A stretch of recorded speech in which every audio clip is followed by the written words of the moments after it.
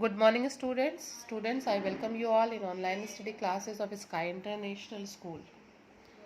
Students, today I am going to explain you Chapter 3, State Government in Civics. Okay, students? So, for that, all of you open page number 210. Take pencils in your hand and let's start with me. Okay, students? The name of the chapter is State Government. State Government means Rajya Sarkar.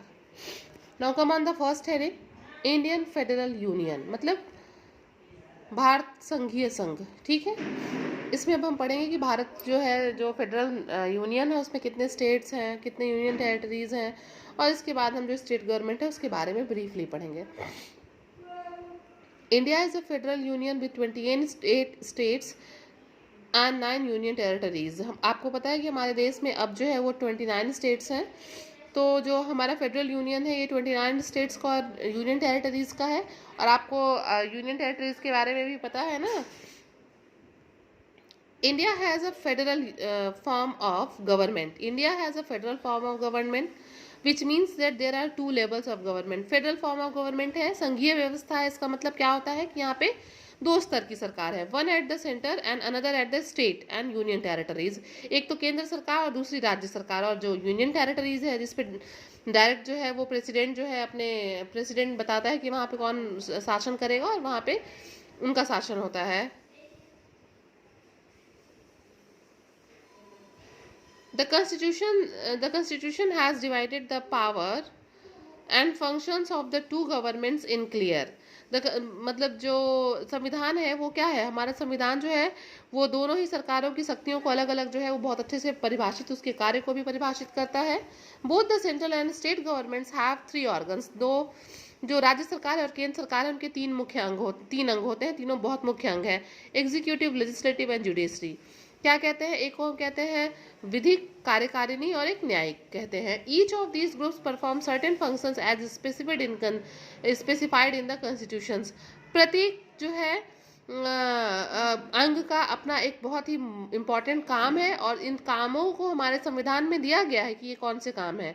We shall discuss the state executive and state legislature in detail in this chapter. हम state executive और legislature के बारे में जो है इस chapter में हम बहुत थॉरली पढ़ने वाले हैं. देयर इज, अब आइए नेक्स्ट हेडिंग पे. नेक्स्ट हेडिंग है हमारा द स्टेट लेजिस्लेचर. ठीक है,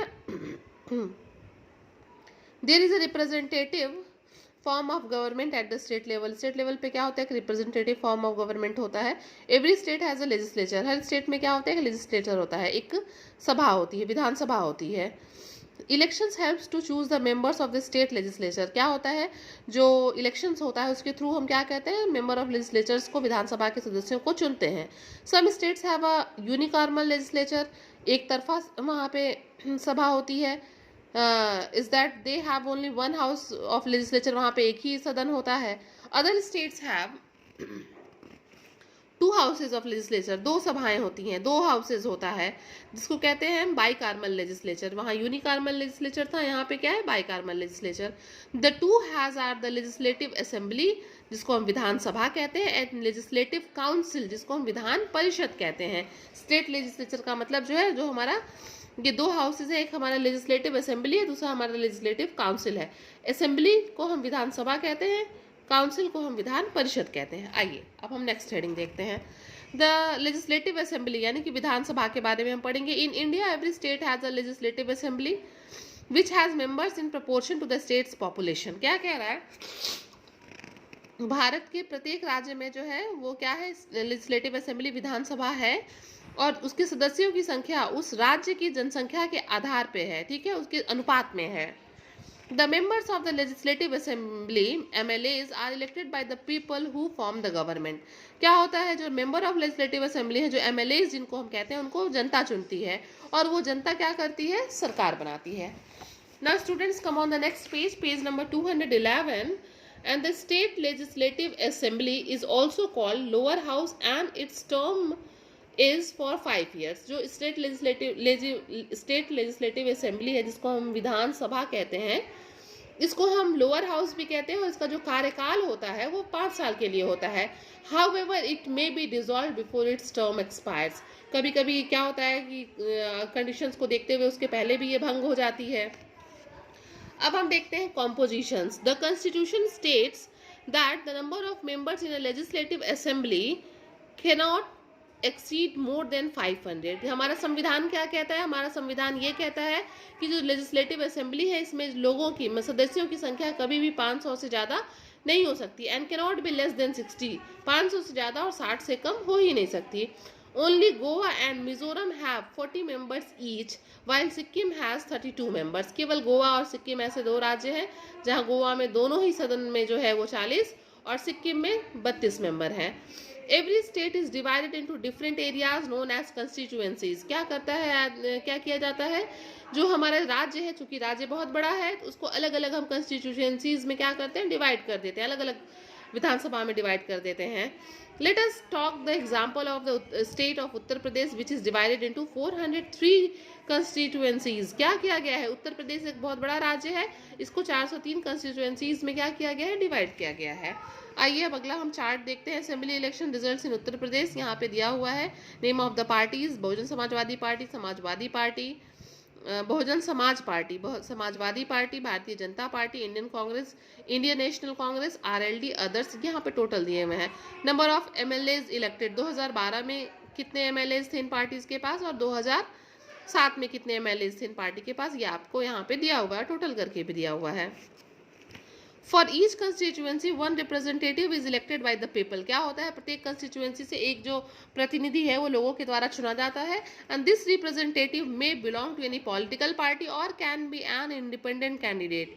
ये जो रिप्रेजेंटेटिव होता है ये किसी राजनीतिक दल का भी हो सकता है या फिर वो खुद अपना इंडिपेंडेंट हो सकता है, किसी पर्टिकुलर पार्टी से नहीं होगा बल्कि वो एक इंडिपेंडेंट कैंडिडेट होगा। The political party which wins more than half the number of seats in a state in an election gains the majority and forms the government। आपको जैसा कि पता है, जैसा हमें पता है, जैसे मैंने बार बार बताया है कि जिस पॉलिटिकल पार्टी से सबसे ज़्यादा लोग इलेक्शन जीतते हैं किसी स्टेट में, वही जो है मेजॉरिटी में रहते हैं और वही उस स्टेट की गवर्नमेंट को बनाते हैं। This is called the simple majority system. इसी को हम क्या कहते हैं, सिंपल मेजॉरिटी सिस्टम। भाई जिसकी सदस्य ज़्यादा है उसकी सरकार बन जाएगी। Now come on the next heading, the legislative council, जिसको हम क्या कहते हैं, विधान परिषद कहते हैं। ठीक है, विधान परिषद कहते हैं। The legislative council is the upper house of the state legislature in the state of Bihar, Maharashtra, Karnataka, Uttar Pradesh and Andhra Pradesh. जैसे अभी हम लोगों ने पढ़ा था कि लेजिस्लेटिव असेंबली वो लोअर हाउस है, वैसे हमारा जो लेजिस्लेटिव काउंसिल है इसको हम अपर हाउस कहते हैं। ठीक है, और स्टेट्स के बारे में भी यहाँ पे दे रहा है कि जिन जिन स्टेट्स में कहते हैं। The member of this house are known as members of legislative councils. यहाँ पे क्या होता है, इसके मेंबर्स को जैसे हम वहाँ एमएलएज कहते थे, यहाँ पे हम एमएलसीज कहते हैं। ओके स्टूडेंट्स, जैसे हम यहाँ पे एमएलएज कहते थे विधानसभा के सदस्यों को, वैसे ही विधान परिषद के सदस्यों को हम क्या कहते हैं, एमएलसीज कहते हैं। Vidhan Parishad is a permanent house and can never be dissolve. ये क्या है, एक स्थायी वो सदन है, ये कभी भी डिसॉल्व नहीं होता। Each member serves for a term of 6 years। इसका जो प्रत्येक सदस्य है वो 6 साल के लिए मनोनीत होता है, 6 साल के लिए मनोनीत होता है। और 1/3 of its members retire after every 2 years। और इसके जो 1/3 मेंबर्स हैं वो हर 2 साल के बाद क्या होते हैं, रिटायर होते रहते हैं। Students, here I want to make you clear one thing, that legislative assembly means Vidhan Sabha, legislative council means Vidhan Parishad, और यहाँ पे लिखा था स्टेट लेजिस्लेचर, मतलब राज्य का विधानमंडल जो हमारा क्या करता है, कानून वगैरह बनाता है। ठीक है, मैंने इसको डिस्क्राइब किया बट मुझे लगता है मैंने यहाँ विधानसभा कह दिया था। तो स्टेट लेजिस्लेचर क्या है, जो विधानमंडल होता है राज्य का, जो कानून को बनाता है उसके बारे में। और उसका यहाँ पे 2 पार्ट हमारा दिया गया है, विधानसभा यानी कि legislative assembly and legislative council यानी कि Vidhan Parishad. Okay, now all of you come on the next heading, composition. आइए अब हम कंपोजिशन देखेंगे किसका, विधान परिषद का। कह रहा है Vidhan Parishad can not have less than 40 members or more than 1/3 of the membership of a Vidhan Sabha. कह रहा है कि इस विधान परिषद में कभी भी 40 मेंबर से कम नहीं हो सकते हैं और more than 1/3 of the members of the Vidhan Sabha, और विधानसभा के जितने सदस्य हैं उसके 1/3 से ज़्यादा नहीं हो सकते हैं। Members of this house are elected by the Vidhan Sabha members. जो विधान परिषद के सदस्य हैं उनको कौन चुनता है, उनको विधान सभा के जो मेंबर्स हैं वो चुनते हैं, मेंबर्स ऑफ लोकल बॉडीज जो लोकल लोग हैं वो चुनते हैं, and secondary school teachers and graduates जो लोग ग्रेजुएट हैं और सेकेंडरी स्कूल के टीचर्स हैं केवल वही लोग वोट डालते हैं। सारे लोग इसमें वोट नहीं डालते हैं। विधानसभा मेंबर्स डालते हैं, मेंबर्स ऑफ लोकल बॉडीज वो भी ग्रेजुएट्स हैं या सेकेंडरी स्कूल के टीचर्स हैं वही लोग वोट डालते हैं और विधान परिषद का गठन करते हैं। Members are also nominated by the governor, जो गवर्नर है वो भी जो है मेंबर ऑफ विधान परिषद को जो है वो नॉमिनेट कर सकते हैं। Some who were famous in the field of art, literature, science और सोशल सर्विसेज, जो लोग कला के क्षेत्र में, साहित्य के क्षेत्र में, विज्ञान या समाज के लिए अच्छा काम करते हैं उनका नाम जो है गवर्नर इसके लिए विधान परिषद के सदस्य के लिए दे सकता है। ठीक है, now come on the next heading, qualification for the members of state legislature. जो राज्य का विधानमंडल है उसके लिए जो सदस्य होने चाहिए उनका क्या क्वालिफिकेशंस होना चाहिए, क्या उनके लिए क्राइटेरिया है। He she must be citizen of India, वो पुरुष या वो स्त्री जो है वो भारत का नागरिक होना चाहिए। The member of Vidhan Sabha must not B less then 25 years of as and for Vidhan Parishad not less than 30 years of as, यानी कि विधानसभा का सदस्य होने के लिए जो उम्र है वो कम से कम 25 साल होनी चाहिए और विधान परिषद का सदस्य होने के लिए जो न्यूनतम आयु है वो 30 वर्ष होनी चाहिए। Must not hold any office of profit under the government of India और गवर्नमेंट ऑफ एनी स्टेट, अगर वो हमारा विधान परिषद या विधानसभा का सदस्य है तो वो किसी राज्य या केंद्र की सरकारी नौकरी में नहीं होना चाहिए। Must not be unsound mind or have any disqualified by law or being a criminal, मतलब वो अनसाउंड माइंड का मतलब आप समझ ही रहे हैं, या फिर किसी तरह का वो क्रिमिनल नहीं होना चाहिए, उसका बैकग्राउंड अच्छा होना चाहिए। ठीक है, now come on the next heading, presiding officers, यानी कि पीठासीन अधिकारी के बारे में हम यहाँ पढ़ेंगे। The chairman and the deputy chairman perform the function of presiding officers in the Vidhan Parishad.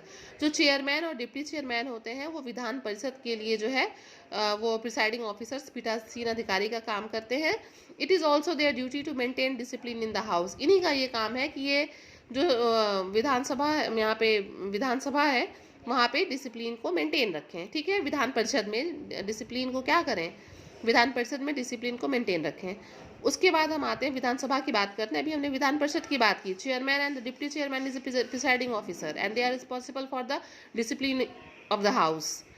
Next हम विधानसभा की बात करेंगे। Speaker and the deputy speaker are the presiding officer in Vidhan Sabha. Vidhan Sabha में कौन है, पीठासीन अधिकारी, तो विधानसभा का पीठासीन अधिकारी स्पीकर और डिप्टी स्पीकर है। ठीक है, they preside the meeting, ensure that rules are followed and vote only in case of a tie, मतलब ये यहाँ पे सारे डिसिप्लिन्स का, मीटिंग्स का, रूल रेगुलेशन का सबका ध्यान यहाँ पे स्पीकर एंड डिप्टी स्पीकर रखते हैं। Okay students, now come on the last heading, the state executive, राज्य की कार्यकारिणी के बारे में अब हम पढ़ेंगे।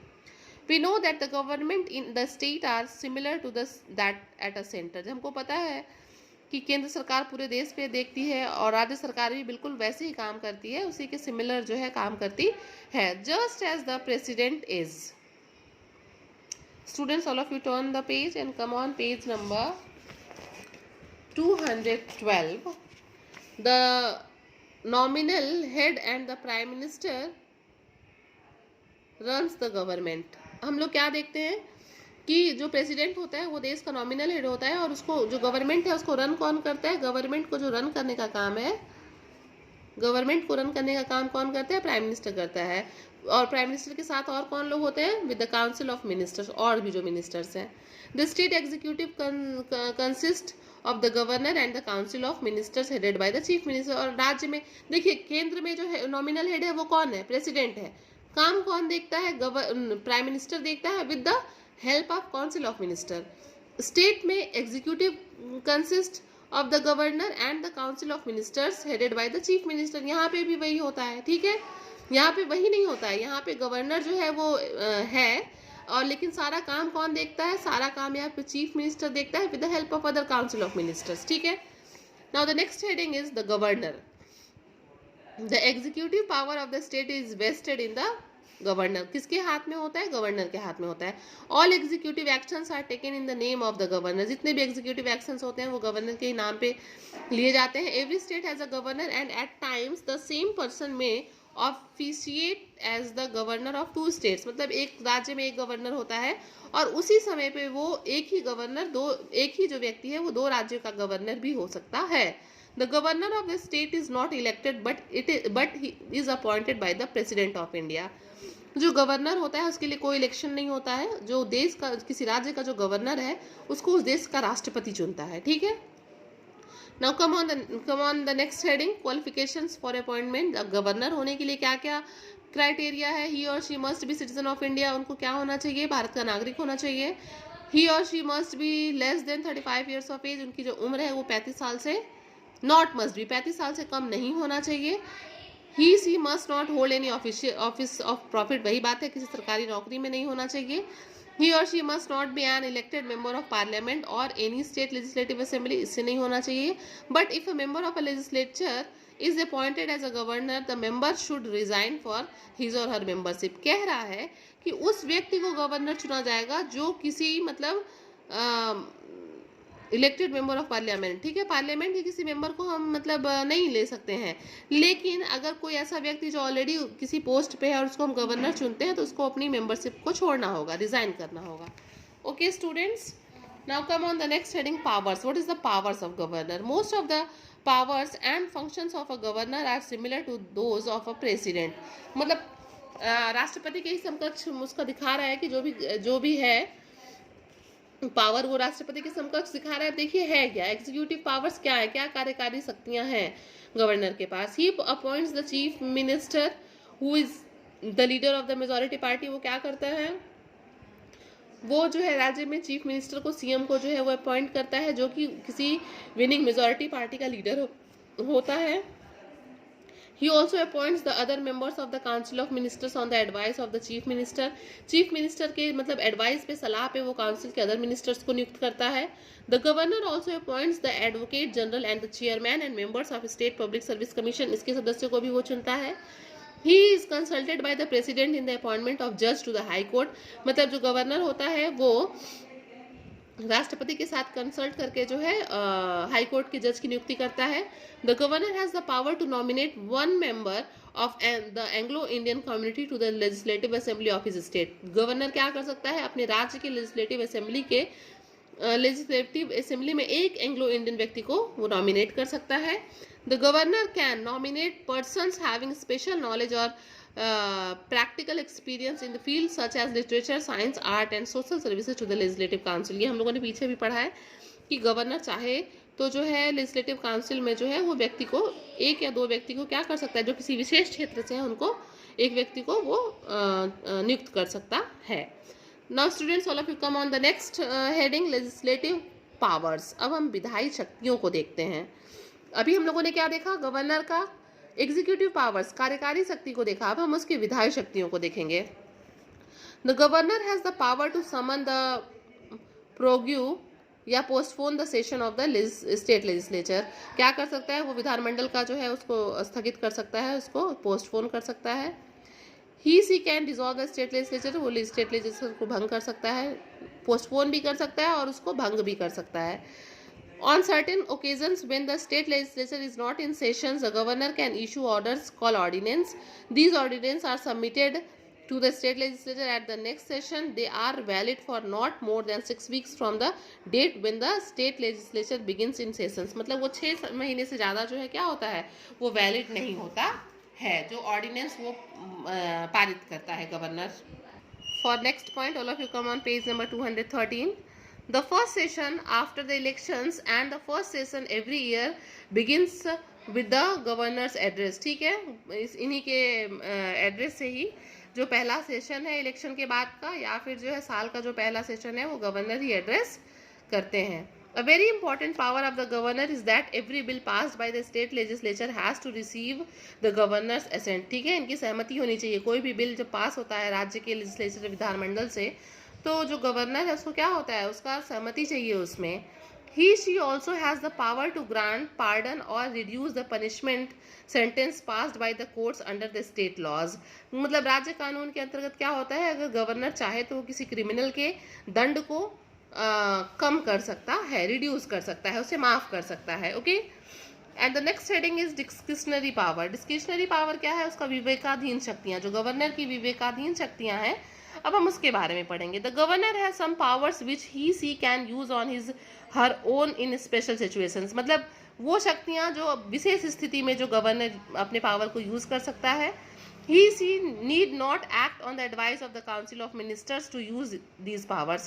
ये वो शक्तियां है, डिस्क्रिशनरी पावर है, जिसको यूज करने के लिए उसको किसी भी काउंसिल ऑफ मिनिस्टर से सलाह लेने की जरूरत नहीं है। These special powers are called discretionary powers. इन्हीं को हम डिस्क्रिशनरी पावर कहते हैं, इसको विवेकाधीन शक्ति कहते हैं। अब आइए हम देखते हैं ये कौन कौन से पावर्स हैं। If no single party has a majority in the assembly, the governor can use his her discretions in appointing the chief minister. जब अगर मान लीजिए विधानमंडल राज्य में किसी कोई भी पार्टी मेजॉरिटी में नहीं है, तो गवर्नर क्या कर सकता है? गवर्नर अपने विवेक का यूज करके चीफ मिनिस्टर को क्या कर सकता है? नियुक्त कर सकता है। The governor can use his discretionary power to reserve any bill for the considerations of the president. वो किसी भी क्या कर सकता है? सपोज कोई बिल है तो वो अपने पावर का, डिस्क्रिशनरी पावर का यूज करके जो है उस बिल को रोक सकता है, रिजर्व कर सकता है, और उस पे उस बिल पे जो है राष्ट्रपति के साथ विचार कर सकता है। The governor can also report to the president that the state government is not functioning according to the constitutions. Governor के पास ये भी विवेकाधीन शक्ति प्राप्त है कि वो प्रेसिडेंट को इस बात की सूचना दे सकता है कि जो राज्य सरकार है वो प्रॉपर तरीके से कॉन्स्टिट्यूशंस के आधार पर काम नहीं कर रही है। On the basis of this report the president can proclaim emergency in the state. और इसके आधार पे क्या कर सकता है प्रेसिडेंट? राज्य में इमरजेंसी लगा सकता है। This is called imposition of presidents rule and during this period the governor practically runs the state government. इस काल में क्या हो सकता है? जब प्रेसिडेंट इमरजेंसी लगा देता है तो उस टाइम उस स्टेट का कार्यकाल कौन देखता है? प्रैक्टिकली कौन देखता है? गवर्नर देखता है। Okay students, now come on the next heading, union territories.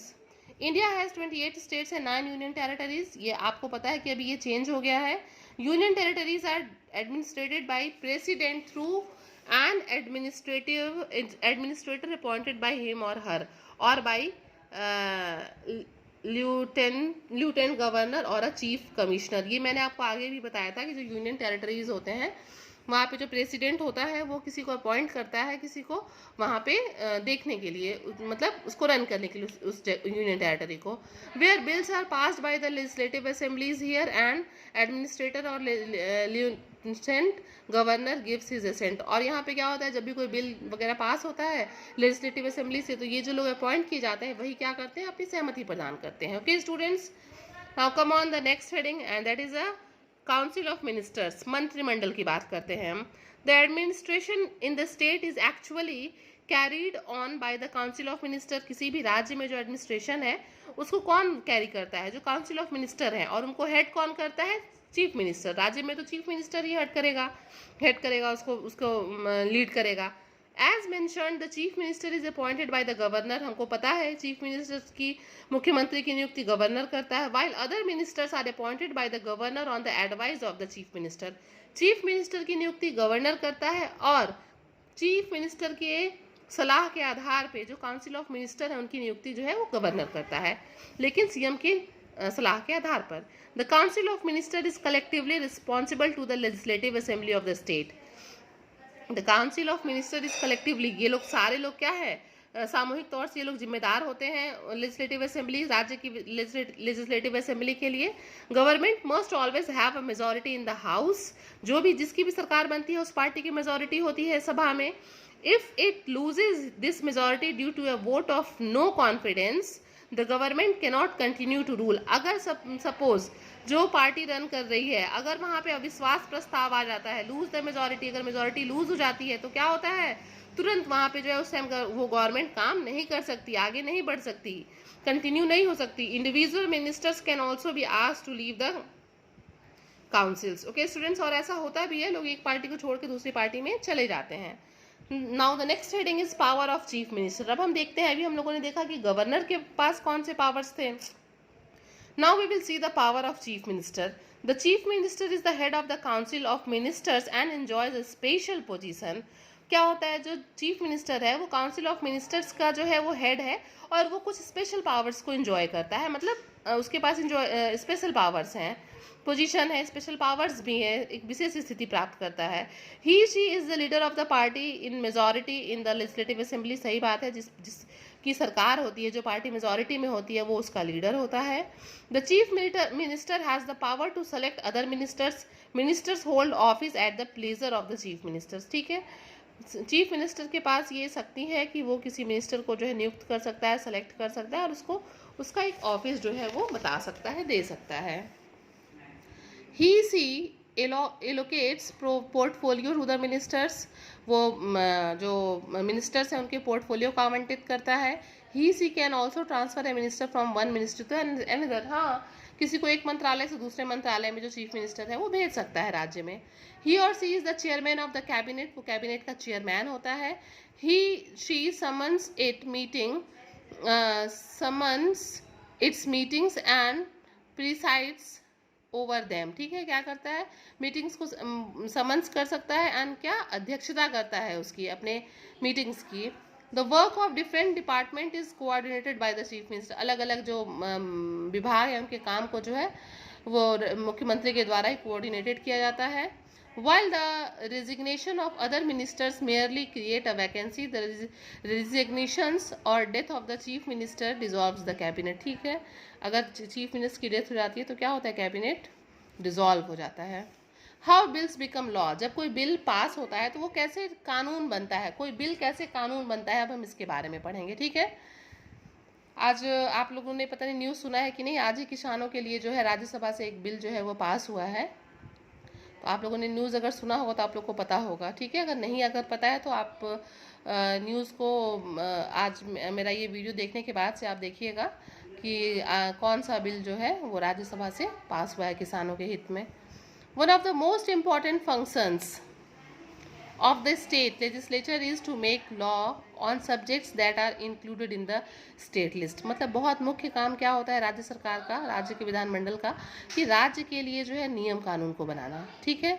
The proposal to make a law is called a bill, इसी प्रपोजल को, इस नियम कानून के बनाने के जो प्रपोजल है इसी को हम क्या कहते हैं, बिल कहते हैं। Bills may be of two types, दो तरह के बिल हो सकते हैं, एक तो ऑर्डिनरी बिल होता है, दूसरा मनी बिल होता है। Ordinary bills relate to all matters other than money, जो ऑर्डिनरी बिल है इसमें कोई भी मामला हो सकता है केवल रुपए पैसे को छोड़ के। अ bill can originate in either house of the legislature, ठीक है। Money bills originate in the Vidhan Sabha only, ये जो कह रहा है कि जो मनी बिल है वो केवल विधानसभा से ही क्या होता है, ओरिजिनेट होता है। Following is the process to pass an ordinary bill introduced in the Vidhan Sabha, आप देखिए ऑर्डिनरी बिल कैसे पास होता है और कैसे वो लॉ बनता है। The bill is introduced in the house and the title of the bill is read out, क्या होता है, जो भी पार्टी है किसी बिल को, प्रस्ताव को रखती है तो सबसे पहले उसको इंट्रोड्यूस करती है, उसके बारे में बताती है और उसका टाइटल, उसका नाम बताती है, उसको जो टाइटल दिया गया है। This is called the first reading, इसी को जब उसको इंट्रोड्यूस करती है, उसका टाइटल बताती है तो इसी को हम कहते हैं फर्स्ट रीडिंग। उसके बाद देखिए the second reading is the most important stage in the passing of bill, मतलब जो सेकेंड रीडिंग होती है वो किसी भी बिल के पास होने में बहुत महत्वपूर्ण स्टेज है। The house can refer it to a select committee, क्या होता है, जो हाउस होता है कुछ सिलेक्टेड लोगों की एक कमेटी बनाता है।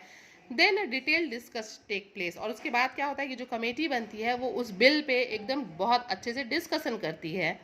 The third reading is a formality after which it goes to the other house where the same procedure is followed, उसके बाद क्या होता है, जो थर्ड रीडिंग है इस एक फॉर्मेलिटी होती है जिसमें ये जो सारा है ये कहा जाता है जो दूसरा पार्टी, दूसरा हाउस है उसमें जाता है और वहाँ भी यही फॉलो होता है। आफ्टर अ स्टिपुलेटेड टाइम, एक निर्धारित समय के बाद, वो निर्धारित समय क्या है, 3 months for the first time and a month after the second time. पहले जो हम 3 months for the first time, जो पहला टाइम था हमारा फर्स्ट रीडिंग टाइम, उसके बाद का 3 महीना and a month after the second time, ये सेकेंड रीडिंग के बाद का सिर्फ 1 महीना का ये एक स्टिपुलेटेड टाइम होता है। The bill is considered to be passed by both house, उसी के बीच में क्या करना है, दोनों ही सदन को क्या करना है, बिल को पास कर देना है। It is then sent to governor for his assent, इसके बाद ये गवर्नर को भेजा जाता है ताकि गवर्नर उस पर अपनी सहमति दे। In case of money bills the legislative council can only make recommendations, ठीक है, केवल मनी बिल के लिए जो लेजिस्लेटिव काउंसिल है केवल वही अपना रिकमेंडेशन देता है। It can only delay the passes of the bill for 14 days, केवल 14 डेज का इसमें डिले हो सकता है। It is passed in Vidhan Sabha which has the finally से इन मनी मैटर, उसके बाद ये पास कहाँ होता है, विधानसभा से। जो विधानसभा क्या है, मनी मैटर में मेनली जो है वो विधानसभा का ही वो मतलब रहता है। Now students, it's a very important chapter. In this chapter you can know very well about the state government. आप राज्य सरकार के बारे में बहुत अच्छे से जान सकते हैं। Students, on page number 211, here one good to know is given over here. You have to read that. On page number 12, any quotes are not there. And page number 213, again good to know. And page number 214, again good to know is here. So all of you just go through the chapter properly and try to understand about the state government. Students, already I have given the book work and copy work of this chapter. Okay, so all of you just do that in the book and copy. Revise the chapters properly. Stay your home and stay safe. Thank you.